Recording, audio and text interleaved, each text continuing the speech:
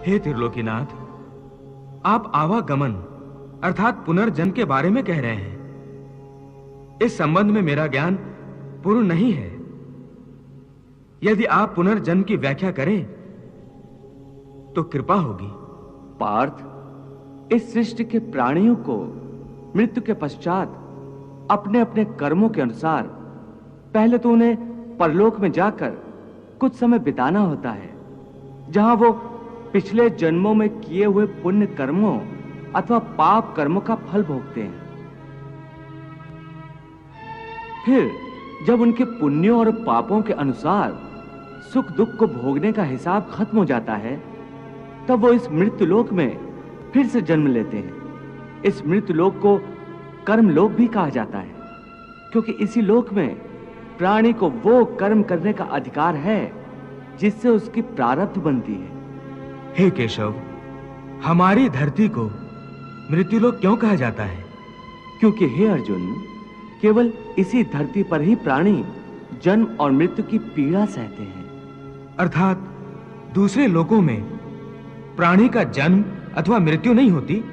नहीं अर्जुन, उन लोकों में प्राणी का न जन्म होता है और न मृत्यु, क्योंकि मैंने तुम्हें पहले ही बताया था कि मृत्यु केवल इस शरीर की होती है, आत्मा की नहीं। आत्मा तो न जन्म लेती है और न मरती है। तुमने तो यह भी कहा था कि आत्मा को सुख दुख भी नहीं होते, परंतु अभी कह रहे हो कि मृत्यु के पश्चात आत्मा को सुख भोगने के लिए स्वर्ग आदि में अथवा दुख भोगने के लिए नरक आदि में जाना पड़ता है। तुम्हारा मतलब यह है कि आत्मा को केवल पृथ्वी लोक पर ही सुख दुख नहीं होते, स्वर्ग अथवा नरक में आत्मा को भी सुख या दुख भोगने पड़ते हैं? नहीं अर्जुन, आत्मा को कहीं किसी स्थान पर या किसी काल में भी सुख दुख छू नहीं सकते, क्योंकि आत्मा तो मुझ अविनाशी परमेश्वर का ही प्रकाश रूप है। हे अर्जुन, मैं माया के अधीन नहीं, बल्कि माया मेरे अधीन है, और सुख दुख तो माया की रचना है।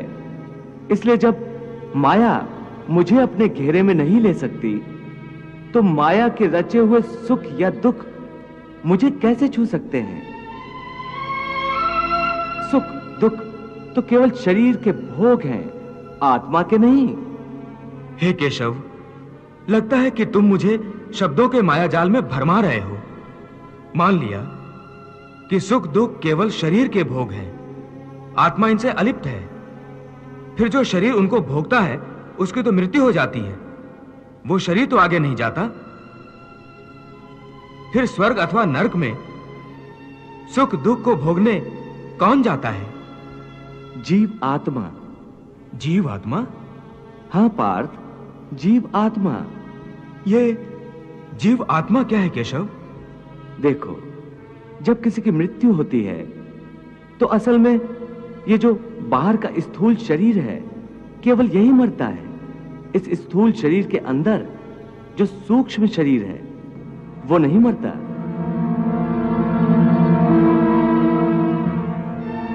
वो सूक्ष्म शरीर आत्मा के प्रकाश को अपने साथ लिए मृत्यु लोक से निकलकर दूसरे लोकों को चला जाता है।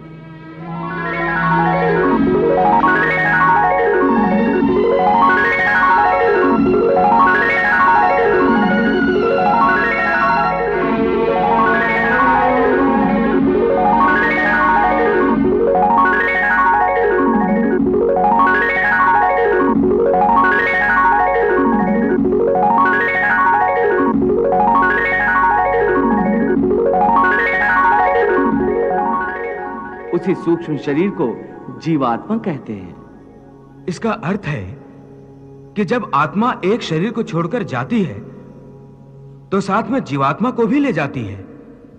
नहीं अर्जुन, यह व्याख्या इतनी सरल नहीं है।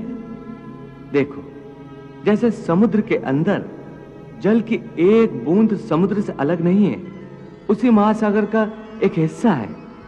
वो बूंद अपने आप सागर से बाहर नहीं जाती।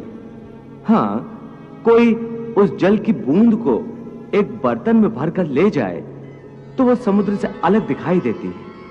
इसी प्रकार सूक्ष्म शरीर रूपी जीवात्मा उस आत्म ज्योति के टुकड़े को अपने अंदर रखकर अपने साथ ले जाता है।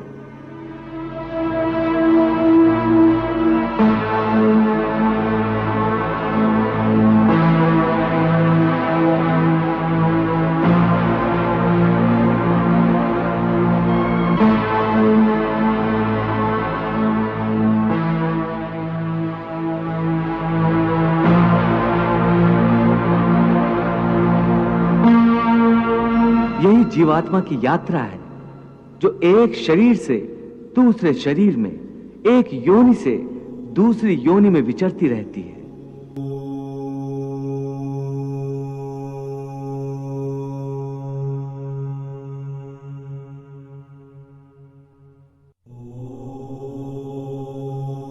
हे अर्जुन, जीवात्मा जब एक शरीर को छोड़कर जाती है तो उसके साथ उसके पिछले शरीर की वृत्तियां, उसके संस्कार और उसके भले कर्मों का लेखा जोखा अर्थात उसकी प्रारब्ध सूक्ष्म रूप में साथ जाती है।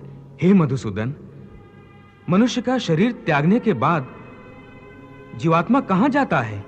मानव शरीर के त्यागने के बाद मनुष्य को अपने प्रारब्ध अनुसार अपने पापों और पुण्यों को भोगना पड़ता है।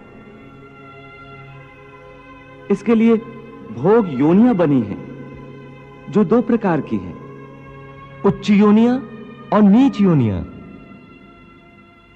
एक पुण्य वाला मनुष्य का जीवात्मा उच्च योनियों में स्वर्ग में रहकर अपने पुण्य भोगता है,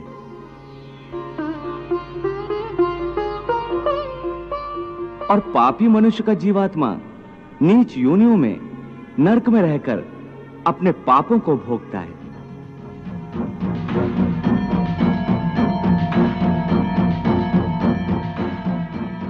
कभी ऐसा भी होता है कि कई प्राणी स्वर्ग नरक का सुख दुख पृथ्वी लोक पर ही भोग लेते हैं। इसी लोक में?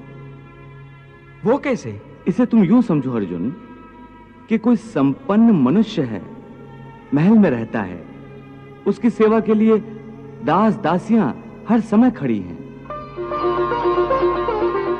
उसका एक इकलौता जवान बेटा है जिसे वो संसार में सबसे अधिक प्रेम करता है और अपने आप को संसार का सबसे भाग्यशाली मनुष्य समझता है। परंतु एक दिन उसका जवान बेटा अचानक किसी दुर्घटना में मारा जाता है। दुखों का पहाड़ उस पर टूट पड़ता है। संसार की हर वस्तु उसके पास होने के बावजूद भी वो दुखी रहता है और मरते दम तक अपने पुत्र की मृत्यु की पीड़ा से मुक्त नहीं होता।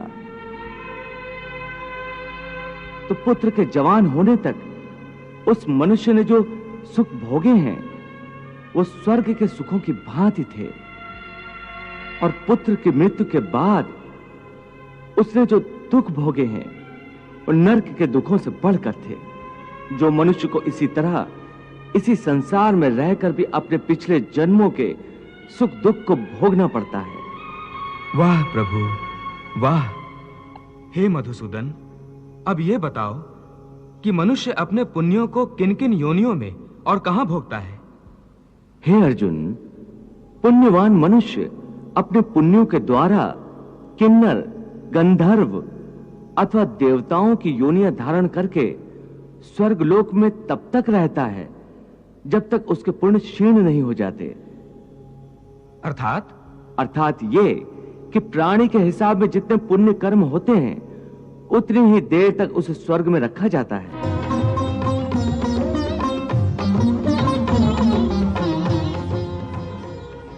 जब पुण्यों के फल की अवधि समाप्त हो जाती है तो उसे फिर पृथ्वीलोक में वापस आना पड़ता है और मृत्यु लोक में पुनर्जन्म धारण करना पड़ता है।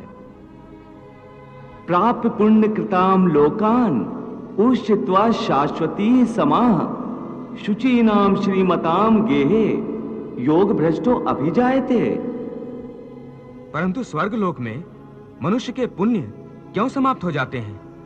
वहां जब वो देव योनि में होता है तो वो अवश्य अच्छे कर्म करता होगा। उसे इन अच्छे कर्मों का पुण्य तो प्राप्त होता होगा। नहीं अर्जुन, उच्च योनि में देवता बनकर प्राणी जो अच्छे कर्म करता है,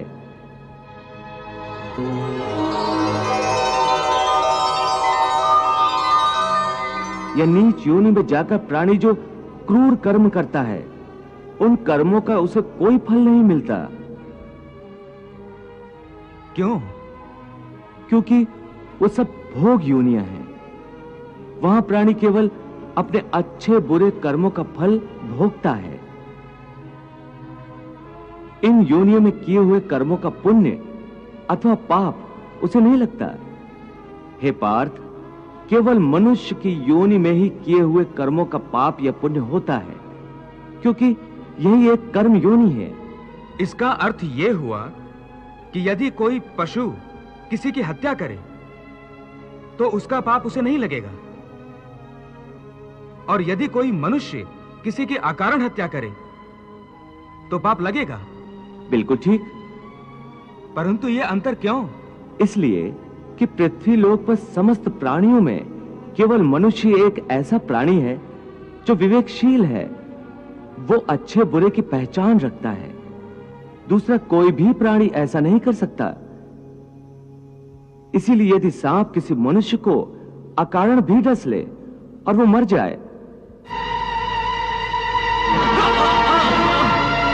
तो सांप को उसकी हत्या का पाप नहीं लगेगा।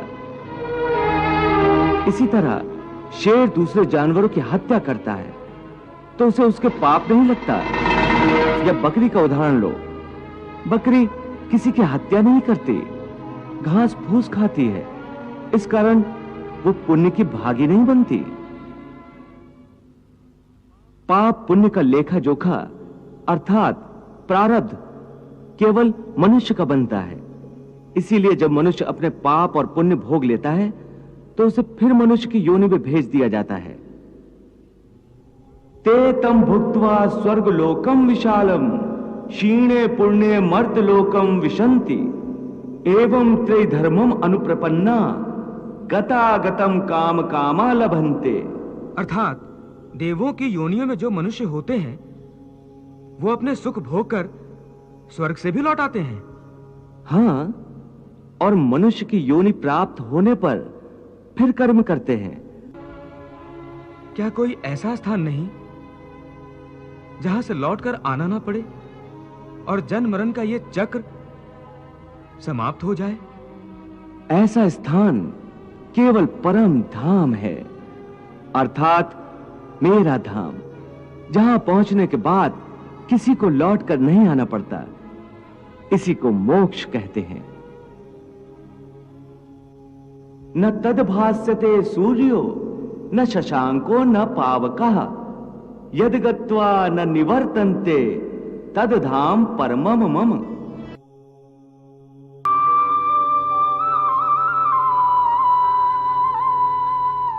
हे अर्जुन, मनुष्य जन्म का प्रधान उद्देश्य मोक्ष प्राप्त करना है, और यह मोक्ष केवल मनुष्य योनि द्वारा ही प्राप्त हो सकता है।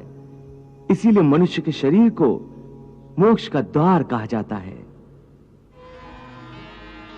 हे अर्जुन, मानव शरीर बड़ी मुश्किल से मिलता है, इसे यूं ही गंवाना नहीं चाहिए। देवता भी मानव शरीर की आकांक्षा करते हैं, परंतु मनुष्य की विडंबना यही है कि वो इस शरीर को अर्थात मोक्ष के अवसर को गंवाता रहता है। सारी आयु भोग विलासों में बिताता है, यहां तक कि जब शरीर छूटने का समय आता है तब भी वासना उसका पीछा नहीं छोड़ती।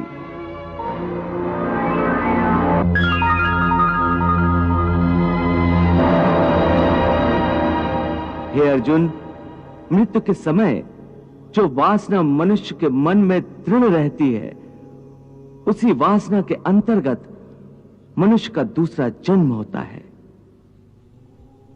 यम यम वापि स्मरन् भावम त्यजति अन्ते कलेवरम तम तमे वैति कौन्ते सदा तद भाव भाविता। प्रभु का कहना है कि प्राणी ने चाहे कैसा भी जीवन व्यतीत किया हो, अंतकाल में यदि वो एकाग्र मन होकर केवल प्रभु का ध्यान करते हुए शरीर का त्याग करे